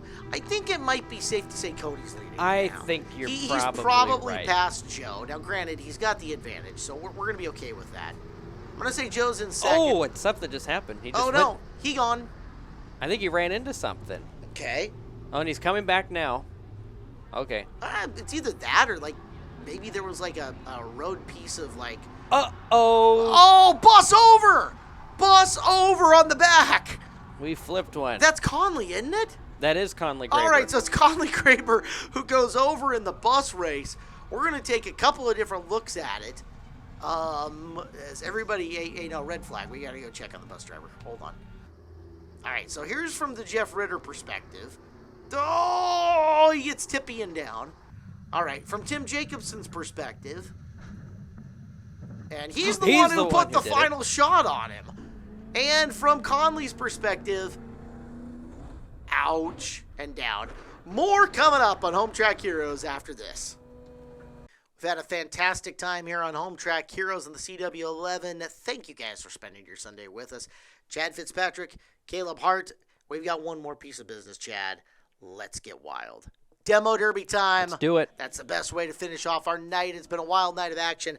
All right, so the rules. You got to make a hit every 2 minutes. You got to be active. At the point where you're not active for a couple minutes and making a strike, you're done. The 7's Billy Williams, 17 Blake Williams, Justin Jones the V18, Ryan Williams the 19, Phil King the 46, Bryson Williams the 47, Jeremy Randall in the 78, Nick Williams the 85. That's a lot of Williamses. Yeah. Kyle Elliott in the 168, J.J. Randall in the 178. Let's roll. And, all right. Yeah, there's a lot going on here. So the first thing to do is to try to figure out who everybody is. Oh, That's a nice The strike. 7 into Billy Williams. Yep, Billy Williams into Jeremy Randall, I think is what we saw there. We got the 19 going into, I think, another Williams. There's like, what, 5 of them in this? Yeah, Blake Williams is the blue with red and white stripe in the front. And, of course, every single one of them has a 7 in the number, so Yeah. that's going to be impossible. We got Phil King. He's won many, many demos out here Yeah, at Evergreen Speedway. Phil has got the Central Welding Supply sponsored rig that he'll just keep welding together ad infinitum. Yep, we got the V18 of Justin Jones, sponsored by SRP Transport, getting hit really hard there. Bryson Williams on the 47 with the strike. Blake Williams with the 17 with the strike. It's a good thing these guys aren't driving these as passenger cars. They would need a new one. But if you do need a new passenger car, we should tell you this segment brought to you by Speedway Chevrolet. Speedway Chevrolet and RV Center in Monroe for customized trucks, lifted trucks, thump, work trucks, and Speedway Chevrolet can locate the truck that fits you best. Nice collision there. Speedway Chevrolet and RV Center also wants you to trade and will buy or consign your vehicle or RV and take the hassle out of selling it on your own. Resale value on some of these bump-to-pass cars is going down by the second. Most definitely is. They call this the small car demo. We have quite a few different demo derbies out here that we run throughout the year, and this is the first one for the 2023 season, as we got, looks like Phil King stuck in some fluid there. It looks like they watered down the track before they did the demo derby. It looks like the 7 just making a small hit. I like the fact that he has got the sidewalls of those tires, marked with something. I love that. That you can almost see it. I mean, you'd think he's got a Hoosier on it, right? It looks like it. And, yeah, he's stuck in something. He just can't get that car to get any grip. That's weird. All right, well, the 17 of Blake Williams hurting a poor innocent tire. Blake's got a shot lined up here. Oh. Nice hit from Nick Williams in the 85. You would think that might be the Williams with no relation to the other ones, as that car doesn't have a 7 in it or is red, white, and blue. It may not be a relation to the rest of them. It's either that or he's from the far-out branch of the family that doesn't get invited to the family reunions. Very well could be. The guys that brought Zima to the family reunion, that type. Well, we got Phil King, who's trying to make it around. I think he's got the car stuck into with the e-brake on because the front tires are not moving. Okay. Well, one tire is now. All right. Well, that's progress. And I think the 19 car of Ryan Williams, I believe he is done. He's been sitting in the same spot for the last couple minutes. See, Blake Williams in the 17 has been the man here. He has been the guy delivering the pain over and over again. Yeah, this is the part of the demo where we start to figure out who is done and who is not. Yeah, Phil King just keeps having issues. Phil King, that thing won't go. But again, if he can figure out how to make strikes, he can stay active. Yeah, you got to hit every 2 minutes and has to be a competitive hit. Yeah. As we got Jeff Harris fighting, trying to get away from the demo cars. Yeah, heads up camera, guys. This is, nice hit. Although the V18 of Justin Jones hasn't done anything for a little while. So I think it's safe to say that was just kind of for fun, I'm going to run you over because I want to. Yeah.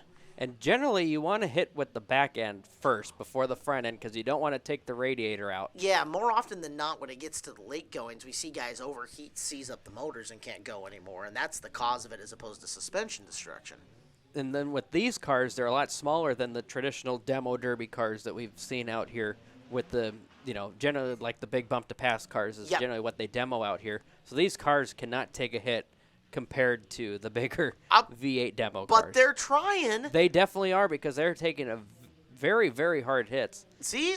Okay, so Phil just made contact again. I mean, a strike, it's a very, loose definition of it. But, that keeps him in it for another little bit.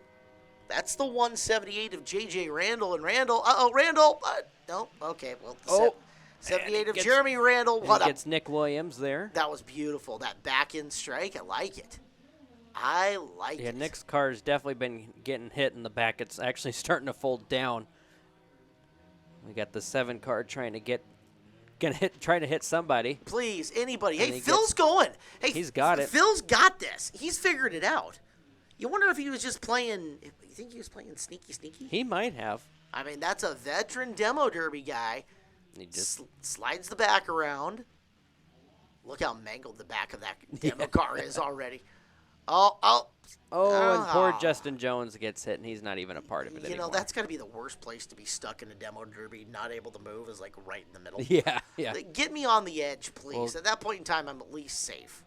A couple veterans that I know that used to do demo derbies, the other thing that they used to do is almost kind of play dead, because then when they get hit by another car, it'll let their cars get into gears. Nice. Yeah. Well, I think we saw the 17 of Blake Williams pop the radiator, and you can see the steam coming out from him. Yeah, it looks like we have 4 cars left. Phil's still going in the 46. Yeah. 85 of Nick Williams is still active. 78 of Jeremy Randall. It's either Jeremy or the 178. I think they're both going. I think J.J. Randall is also going. He's Okay. just trying to get around the 7. Oh, so slow. Yeah, Billy Williams is kind of just hanging out going, well. 17's trying to get going. He's trying, but I think he might be out now. Yeah, that radiator got munched something serious. Nice hit. 85 of Nick Williams to the 78 of Jeremy Randall. So we're down to 3. King gets struck in the door from the 78 of Randall coming through.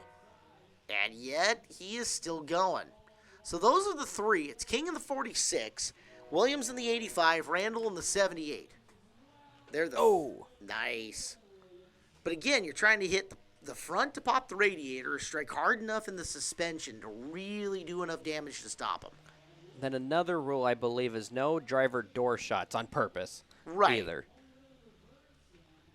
And there's the 178 of J.J. Randall. He is throwing the flag out the window. That's the sign for I'm done, I'm stopped, I'm out of this, right? Yep. I believe so. So now we're down to, I believe, 2? Unless we got, the 85 car of Nick Williams. All right. They're just I think we're down to 2. slowly- Yep, it's 85 versus 46. Oh, There's we got Phil. the 78 of Jeremy Randall still trying. He's hanging on for dear life. Yeah, he's moving. He's lining up a big back shot. Look at this. Look at Come this. on, let's do it. All right, full Come on. throttle. Don't miss, full don't send. miss. Boom! Love it. Loving it. The officials are watching. Oh, that's some pretty big smoke now coming out of the 85 of Nick Williams. Like, to the point where he may not have a whole lot of drive left in that. Yeah, there's not much left. And that's 78. I mean, he's missing half a car now. And at the same time, it's moving. It definitely Right? is. It's moving and it's driving. Well, all right. Nick Williams kind of got it rolling again, Oh. although that's a pretty solid shot. Car's getting shorter as we speak. And Oh, now and that was a competitive hit there. it was. So we're still humming away here in the demo derby. And And that's it. All right. Phil so, King. yeah, way to go, Phil. King of the demo derby again. So he's going to get the win, and quality job, Nick Williams and Jeremy Randall, who are going to take second and third in some order as well between Yeah. them. So that awesome. Well, awesome show, Chad. We had a ton of fun. Demo Derby is always a good way to finish it out. Now, the next time we're here on Home Track Heroes, Drift Gone. Super Ben White's going to be joining me here in the booth. But the next time you can come to Evergreen Speedway, it's to see you race in the Pro Late Models. That's going to be a good time. definitely will. That's coming up on June the 10th. Pro Late Models are running. Outlaw Figure 8s are in action. Mini stocks, the Adult Hornets, and the Stinger 8s all going to get after it. Thank you so much for joining me again on the broadcast, man. Great job. Thank you very much for having me again. It's great to have you, and it's great to have all of you guys here on Home Track Heroes. Again, join us next week for DriftCon once again And again, there's nothing like seeing Evergreen Speedway live and in person. Join us June 10th out at the Speedway for the Pro Late models and more. For Chad Fitzpatrick, for all the production crew, for the production staff, and the camera guys, my name is Caleb Hart. So long, everybody. We'll see you next Sunday night here on Home Track Heroes on the CW11. Thanks for watching Evergreen Speedway's Home Track Heroes on CW11. Join us next week for more great racing from Evergreen Speedway.